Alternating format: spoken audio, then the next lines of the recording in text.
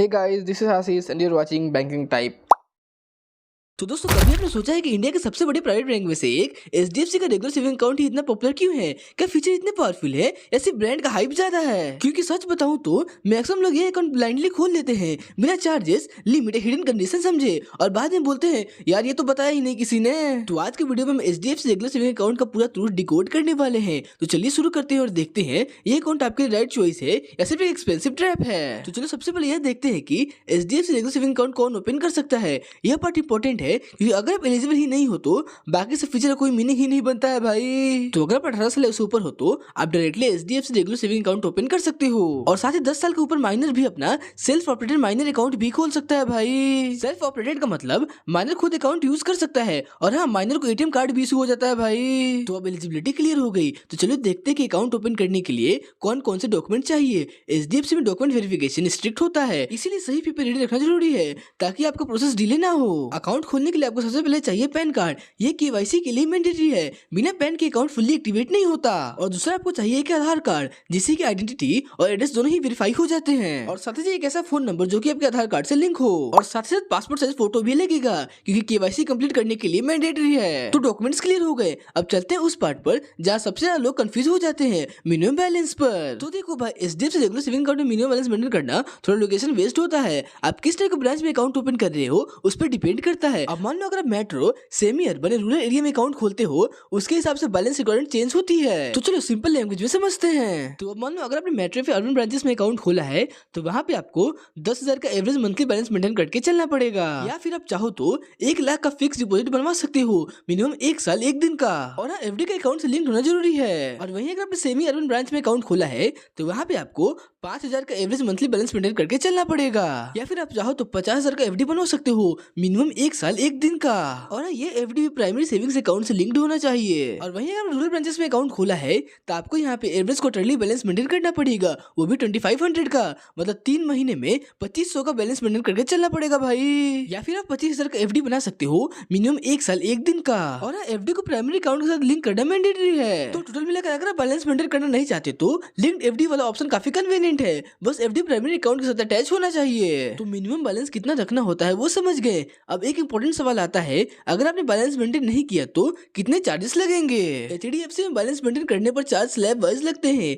चलो इस चार्ट को सिंपल लैंग्वेज में समझाते हैं ताकि डिमांड ड्राफ्ट या स्टेटमेंट देखकर आप कंफ्यूज ना हो जाओ। तो अगर आप मेट्रो या अर्बन ब्रांच में अकाउंट रखते हो तो चार्जेस कुछ इस तरह से लगेंगे। तो मान लो अगर आपका एवरेज मंथली बैलेंस 7,500 से ऊपर है पर 10,000 से कम है तो आपको वहाँ पे 150 का चार्ज पे करना पड़ेगा। और वहीं अगर आपका एवरेज मंथली बैलेंस 5,000 से ऊपर है पर 7,500 से कम है तो यह चार्ज बढ़कर 300 हो जाता है। और वहीं अगर आपका बैलेंस 2,500 से 5,000 के बीच में है तो आपको वहाँ पे 450 का चार्ज पे करना पड़ता है। अब मान लो अगर आपका एवरेज बैलेंस 0 से 2,500 के बीच में रह गया है तो मैक्सिमम चार्ज 600 का लगता है। तो मेट्रो अर्बन एरिया में जितना कम बैलेंस होता है उतना ज्यादा ही चार्जेस लगते हैं। तो अब सेमी अर्बन ब्रांचेस में सिस्टम थोड़ा सिंपल है, वहाँ सिर्फ 2 स्लैब में चार्जेस लगते हैं। तो अगर आपका एवरेज मंथली बैलेंस 0 से 2,500 के ऊपर गया ही नहीं तो चार्जेस सिर्फ 150 का लगेगा, और अगर बैलेंस और नीचे चला गया तो चार्ज हो जाता है 300 का। तो अब जब मेट्रो अर्बन और सेमी अर्बन ब्रांचेस के चार्जेस क्लियर हो गए, अब बात करते हैं रूरल ब्रांचेस की, जहाँ कैलकुलेशन थोड़ा अलग होता है। रूरल ब्रांचेस में एचडीएफसी एवरेज मंथली बैलेंस नहीं बल्कि एवरेज क्वार्टरली बैलेंस चेक करता है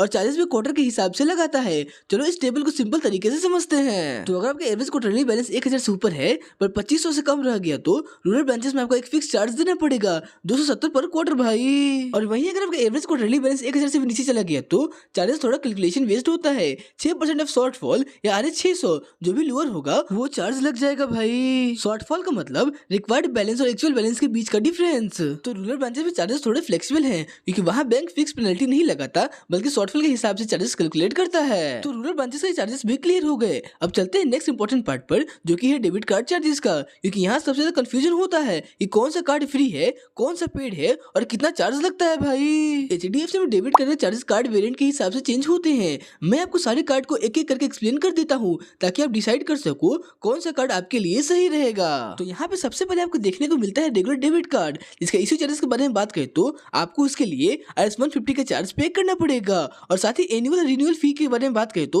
उसके लिए आपको 200 का चार्ज पे करना पड़ेगा भाई।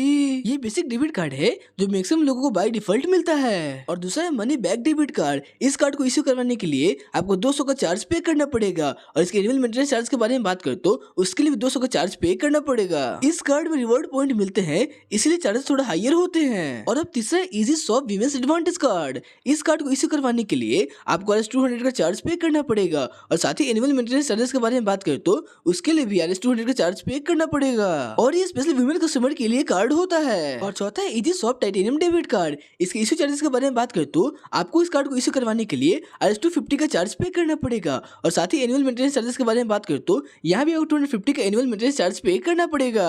टाइटेनियम कार्ड वाले यूजर को थोड़ा प्रीमियम कैटेगरी का बेनिफिट मिलते हैं। और अब पांचवा है easy shop titanium royal debit card. इस कार्ड को इश्यू करवाने के लिए आपको IRS-400 का चार्ज पे करना पड़ेगा, और साथ ही एनुअल मेंटेनेंस चार्जेस के बारे में बात करें तो उसके लिए भी 400 रुपए पे करना पड़ेगा। और अब लास्ट रिवॉर्ड डेबिट कार्ड। इसके इश्यू चार्जेस के बारे में बात करें तो आपको यहाँ पे 750 रुपए का चार्ज पे करना पड़ेगा, और वहीं एनुअल मेंटेनेंस चार्जेस के बारे में बात करें तो उसके लिए भी 750 रुपए ही पे करने पड़ेंगे। अब मान लो अगर कार्ड खो जाता है, फिर डैमेज हो जाता है, या फिर कार्ड रीइश्यू करवाना है तो उसके लिए फ्लैट 200 प्लस टैक्स का चार्ज लगेंगे, चाहे आपके पास कोई भी डेबिट कार्ड हो। तो ये थे HDFC के सारे डेबिट कार्ड चार्जेस बिल्कुल क्लियर और सिंपल फॉर्मेट में। तो डेबिट कार्ड के चार्जेस क्लियर हो गए। अब चलते हैं नेक्स्ट इंपॉर्टेंट टॉपिक पर, ATM ट्रांजेक्शन लिमिट्स। क्योंकि भाई फ्री ट्रांजेक्शन कितनी मिलती है और फ्री लिमिट के बाद कितने चार्जेस लगते हैं, ये सब जानना बहुत जरूरी है। तो चलिए सबसे पहले बात करते हैं HDFC बैंक ATM ट्रांजेक्शन के बारे में। HDFC के ATM पर आपको फाइनेंशियल ट्रांजेक्शन की पहला 5 ट्रांजेक्शन मंथली फ्री मिलता है, और ये अक्रॉस ऑल सिटीज वैलिड है भाई। और वहीं नॉन फाइनेंशियल ट्रांजेक्शन के बारे में बात करें तो जैसे कि balance inquiry, pin change, mini statement,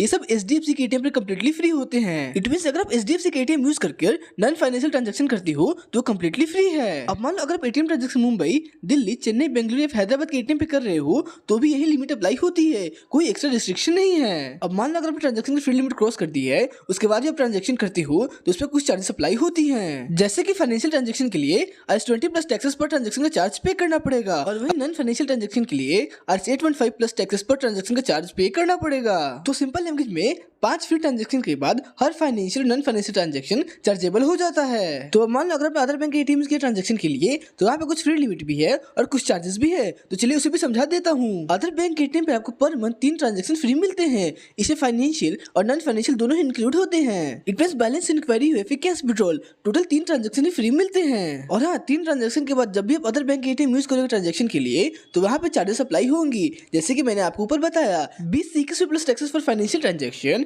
and 8.5 plus taxes for non financial transaction. तो ये था complete ATM transaction limit background HDFC ATM versus other bank ATM, एकदम क्लियर और कंफ्यूजन फ्री। तो डोमेस्टिक ATM लिमिट क्लियर हो गई। अब चलते हैं एक और इंपॉर्टेंट पार्ट पर, इंटरनेशनल ATM चार्जेस। यहाँ लोग सबसे ज्यादा गलती करते हैं और बिना सोचे समझे कार्ड स्वाइप कर देते हैं। अब मान लो अगर आप अपना HDFC का डेबिट करके इंटरनेशनल ATM यूज करते हो जहाँ मशीन HDFC बैंक का नहीं होती तो चार्जेस कुछ इस तरह लगेंगे।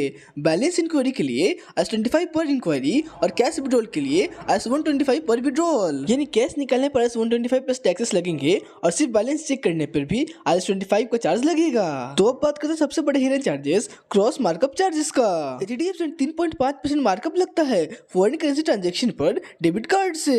इट मींस अगर आप ओवरसीज कोई पेमेंट करते हो तो उस ट्रांजेक्शन अमाउंट का एक्स्ट्रा 3.5% आपको मार्कअप चार्ज देना पड़ेगा। तो अब जब इंटरनेशनल ATM और फॉरेन ट्रांजेक्शन चार्ज भी क्लियर हो गए तो अब चलते हैं कैसे फीचर पर ये सबसे ज्यादा लोग डेली यूज करते हैं, फंड ट्रांसफर का। गुड न्यूज ये है कि HDFC रेगुलर सेविंग अकाउंट में मेजर फंड ट्रांसफर सर्विस बिल्कुल फ्री होती है, चाहे आप छोटी अमाउंट भेजो या बड़ा, कोई भी एक्स्ट्रा चार्ज पे नहीं करना पड़ेगा। चाहे आप UPI यूज करो या NEFT, RTGS या MPS, सब कुछ बिल्कुल फ्री है। तो फंड ट्रांसफर के केस में HDFC काफी कन्वीनियंट है, क्योंकि यहाँ 4 major transfer option UPI, NEFT, RTGS और MPS सब एब्सोल्युटली फ्री में मिल जाता है। तो फंड ट्रांसफर चार्ज भी क्लियर हो गए। अब चलते हैं एक और इम्पोर्टेंट पार्ट पर, जो कि इंटरेस्ट रेट का, क्योंकि end of the day saving account में या FD में कितना इंटरेस्ट मिल रहा है ये एक मुझे डिसाइडिंग फैक्टर होता है। HDFC का इंटरेस्ट रेट स्लैब बेस्ड होता है, जितना बैलेंस उतना रिटर्न। अब मान लो अगर आपके अकाउंट में 50 लाख से कम रुपए हैं तो वहाँ पे आपको 3% पर एनम का इंटरेस्ट मिलेगा, और वहीं अगर आपका बैलेंस 50 लाख या उससे ज्यादा है तो बैंक आपको 3.5% पर एनम का रिटर्न देगा।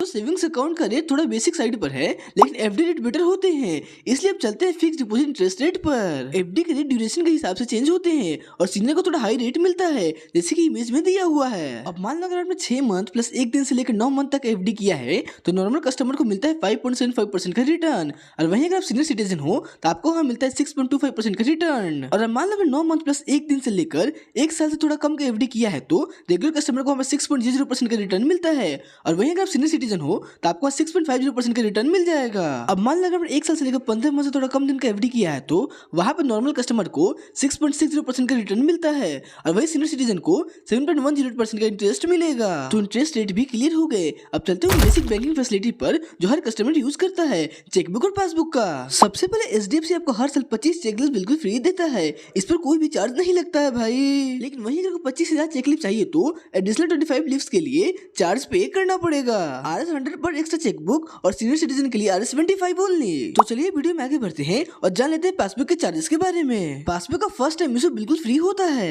अब मान लो अगर आपका पासबुक खो जाता है और आपको डुप्लीकेट पासबुक चाहिए तो उसके लिए रीइश्यू चार्ज लगेगा, RS 100 फॉर रेगुलर कस्टमर और RS 90 फॉर सीनियर सिटीजन। तो सिंपल लैंग्वेज में बोले तो चेकबुक का पहला सेट और पासबुक का पहला सेट बिल्कुल फ्री है, और एक्स्ट्रा चेकबुक का डुप्लीकेट पासबुक पर थोड़ा चार्ज लग जाता है। तो चेकबुक और पासबुक के चार्जेस क्लियर हो गए। अब चलते हैं ऐसे सेक्शन पर जिसे लोग हिडन चार्जेस बोलते हैं, क्योंकि यह चार्जेस छोटे होते हैं पर नोटिस कम ही होते हैं। पहले एचडीएफसी में इंस्टा अलर्ट एसएमएस सर्विस का चार्ज 3 पर क्वार्टर होता था, लेकिन अब सिस्टम चेंज हो चुका है। अब आपको हर एसएमएस के लिए RS 20 पैसे प्लस जीएसटी का चार्ज पे करना पड़ेगा। और हाँ, ईमेल अलर्ट्स बिल्कुल फ्री मिलते हैं, उस पर कोई भी चार्ज नहीं लगता है भाई। और हाँ, अगर आप एसएमएस अलर्ट बंद करना चाहते हो तो या सिर्फ कुछ स्पेसिफिक अलर्ट ही रखना चाहते हो तो उसके लिए 2 तरीके हैं, या तो आप नेट बैंकिंग से बंद करवा सकते हो या मोबाइल ऐप से। तो एसएमएस अलर्ट का हिडन चार्जेस भी क्लियर हो गया। अब चलते हैं एक और हिडन चार्जेस पर जो कि अकाउंट क्लोजर चार्ज का। यह चार्ज लोगों को तब पता चलता है जब वे अकाउंट बंद करने जाते हैं। एचडीएफसी में अकाउंट क्लोजिंग का चार्ज आपने कितने टाइम से अकाउंट चलाया है उसके हिसाब से लगता है। चलो सिंपल लैंग्वेज में ब्रेकडाउन देख लेते हैं। अब मान लो अगर आप अपना अकाउंट ओपन करने के 14 दिन के अंदर ही अकाउंट बंद कर देते हो तो कोई चार्ज नहीं लगेगा, इसको कूलिंग पीरियड बोलते हैं भाई। और वहीं अगर आप अपना अकाउंट 15 दिन से लेकर 12 मंथ के बीच में क्लोज करते हो तो इस पर ये चार्ज लगेगा, RS 500 फॉर नॉर्मल कस्टमर्स और RS 300 फॉर सीनियर सिटीजन। यानी अगर अकाउंट 15 दिन से लेकर 1 साल के बीच में बंद किया तो ये चार्ज लगेगा। और वहीं अगर आपका अकाउंट 1 साल से पुराना हो चुका है तो अकाउंट क्लोज करने पे कोई भी चार्ज नहीं लगेगा। तो अकाउंट क्लोजर चार्ज क्लियर हो गए। अब चलते हैं नेक्स्ट हिडन चार्ज पर, कैश ट्रांजैक्शन चार्जेस। यहाँ लोग सबसे ज्यादा कंफ्यूज हो जाते हैं। एचडीएफसी में डिपॉजिट और विड्रॉल दोनों मिलाकर कैलकुलेट होते हैं। हर मंथ 4 फ्री कैश ट्रांजैक्शन कर सकते हो, लेकिन 5वें ट्रांजैक्शन से RS 150 पर ट्रांजैक्शन का चार्ज पे करना पड़ेगा। और हाँ, अब नंबर के अलावा एक कैश वैल्यू लिमिट भी होती है। अगर वो total cash deposit plus withdrawal 2 lakh per month से कम है तो आपको कोई भी एक्स्ट्रा चार्ज पे नहीं करना पड़ेगा। और वहीं अगर 2 लाख से ऊपर चला जाता है तो एक्स्ट्रा चार्ज लगता है। बैंक हर 5,000 के ब्लॉक के हिसाब से चार्ज लगाता है। सिंपल वर्ड से बोले तो 2 लाख से सिर्फ 1 रुपए भी ऊपर जाएगा तो 1 ब्लॉक का चार्ज लग जाएगा। अब मान लो अगर आप किसी और को भेज कर कैश डिपॉजिट या विड्रॉ करते हो तो थर्ड पार्टी की लिमिट अलग होती है। Third party cash transaction limit 25,000 per day होती है। तो समरी ये है, 4 कैश ट्रांजैक्शन फ्री है, 5th से 150 पर ट्रांजैक्शन का चार्ज लगेगा, और 2 लाख से ऊपर कैश अमाउंट पर ब्लॉक वाइज चार्ज लगेगा। और हाँ, third party cash limit 25,000 per day की रखी गई है। तो दोस्तों ये था एचडीएफसी रेगुलर सेविंग अकाउंट का कंप्लीट, क्लियर और प्रैक्टिकल रिव्यू। उम्मीद है इस वीडियो से आपको सारी चार्जेस, लिमिट्स, बेनिफिट और हिडन फीस एकदम क्रिस्टल क्लियर हो गए होंगे। और हाँ, अगर आपको इन्फॉर्मेशन हेल्पफुल लगी हो तो वीडियो को लाइक कर देना, और बैंकिंग और ऑनेस्ट रियल रिव्यू देखने के लिए चैनल को सब्सक्राइब करना मत भूलना। मैं मिलता हूँ आपसे नेक्स्ट वीडियो में एक नए टॉपिक के साथ, तब तक के लिए हैप्पी बैंकिंग।